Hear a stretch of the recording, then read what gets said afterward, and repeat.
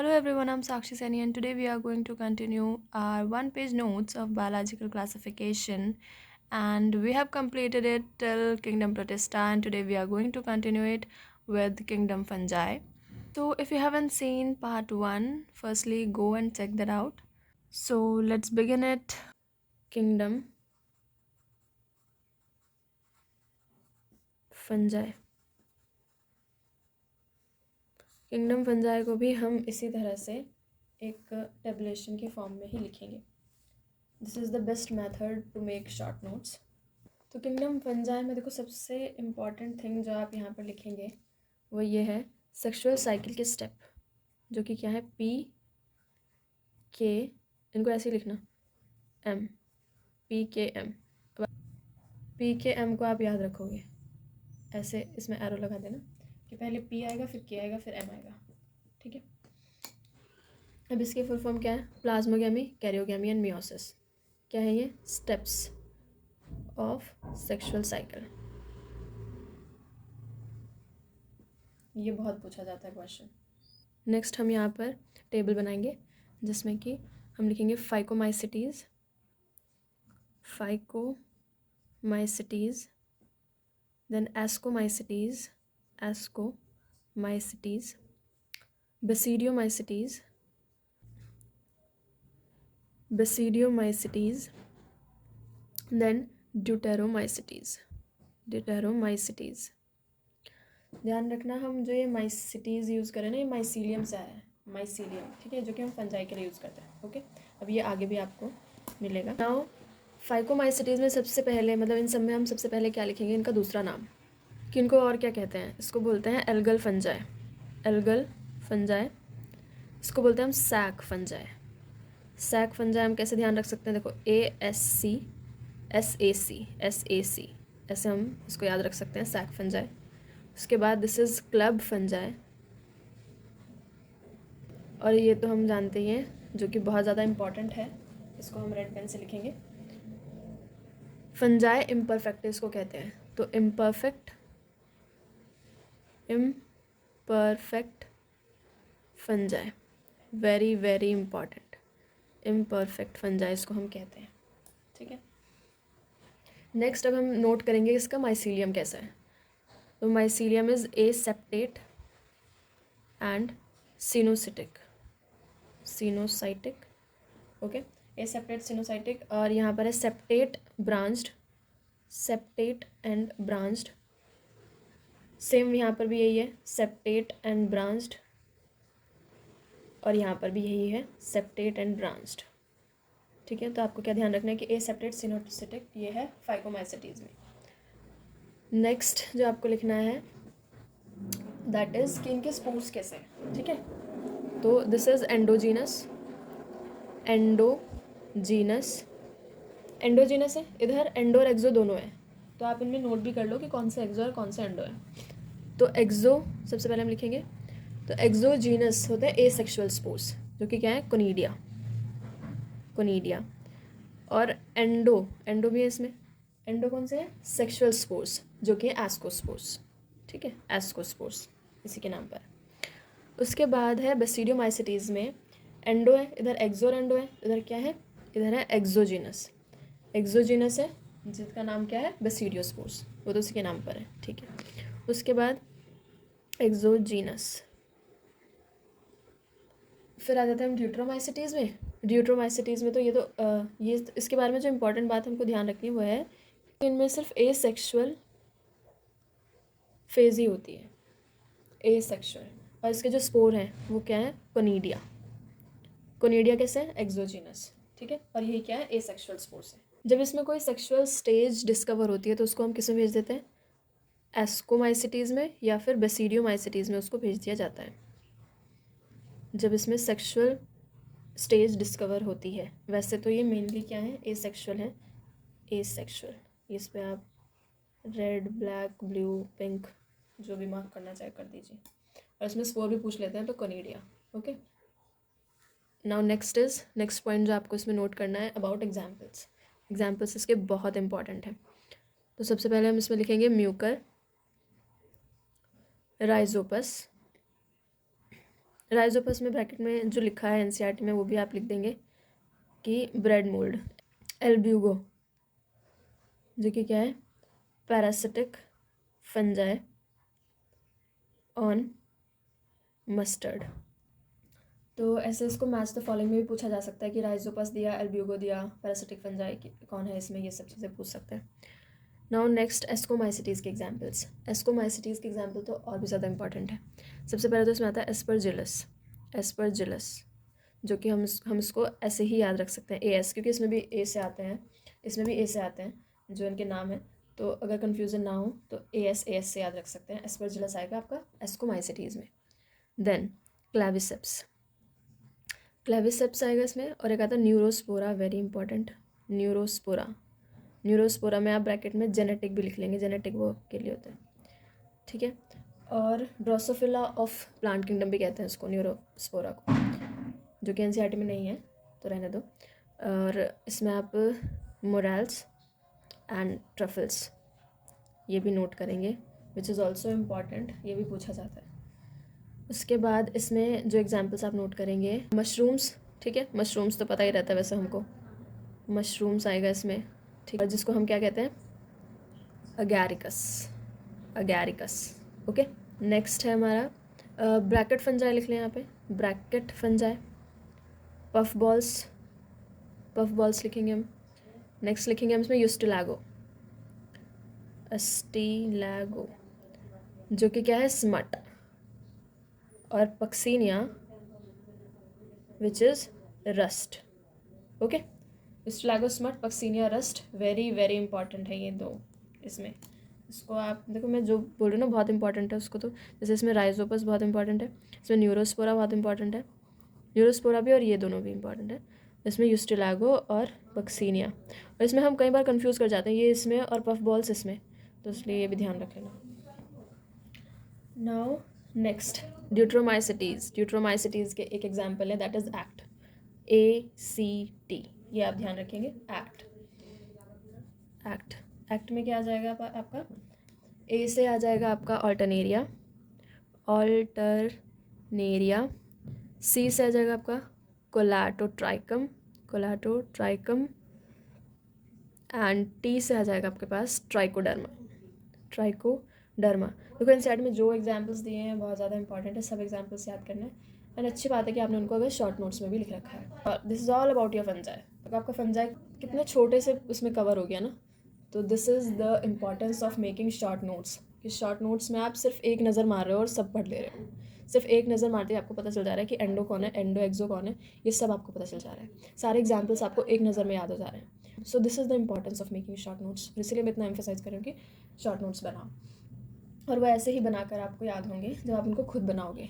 तो अब हम आते हैं नेक्स्ट पर, जो कि इसमें किंगडम प्लांट और एनिमेलिया लिखा हुआ है, लेकिन हम इसमें इंपॉर्टेंट क्या पढ़ेंगे, क्योंकि वो तो हमारा अलग ही चैप्टर है, virus, viroids, prions and lichens, इसके बारे में। तो हम इसको लिख लेते हैं। सो यस, तो सबसे पहले तो एक लाइन हम लिखेंगे, ये लाइन प्लांटे में है, तो ऐसे प्लांटे लिख लेते हैं हम। और यहाँ पर लिख लेते हैं bladderwort, bladderwort and Venus fly trap, okay. ये दोनों क्या हैं, इंसेक्टिवोरस। ये तो आपने बचपन में भी पढ़ा होगा वैसे, कि ये इंसेक्टिवोरस प्लांट्स हैं। नेक्स्ट कस्क्यूटा, जो कि आगे भी आएगा, ऐसा नहीं है, पैरासाइट है ये आपका इकोलॉजी में भी आएगा, ठीक है। नाउ वायरसेस, अब हम लिखते हैं इनके बारे में। वायरस, इसको भी आप इसी फॉर्म में लिखेंगे जैसे हमने टेबल बनाई है ना, सेम वैसे ही लिखना है। Virus, viroids, prions and lichens, okay. मैंने वायरस के थोड़ा कम स्पेस दिया है, वायरस के बारे में ये ज़्यादा कोई नहीं। वायरस में वायरस, वायरॉइड्स एंड प्रायोन्स, ये सब क्या है, ए सेल्यूलर ऑर्गेनिजम्स हैं, ठीक है, ऑर्गेनिजम्स, ठीक है। तो जैसे कि आपको पता है कि 5 किंगडम क्लासिफिकेशन जो कि RS विटेकर ने दिया था, उन्होंने इनके बारे में कोई मेंशन नहीं किया था, ठीक है। तो ये मोनरा प्रोटिस्टा इन सबसे अलग है, ठीक है। तो वायरस जो कि इसमें सबसे पहले जो इम्पोर्टेंट चीज़ें हैं वो है साइंटिस्ट के नेम। सबसे पहले हम लिखेंगे Pasteur, who gave the term virus, उन्होंने टर्म दी virus, okay. Then DJ Ivanovsky, DJ Ivanovsky, so he recognized certain microbes as casual organisms of mosaic disease of tobacco. So हम यहाँ पर लिखेंगे mosaic disease of tobacco, mosaic disease of tobacco। और उन्होंने क्या पाया कि वायरस हैं ये बैक्टीरिया से भी छोटे होते हैं, तो हम लिखेंगे वायरस और यहाँ पे बैक्टीरिया।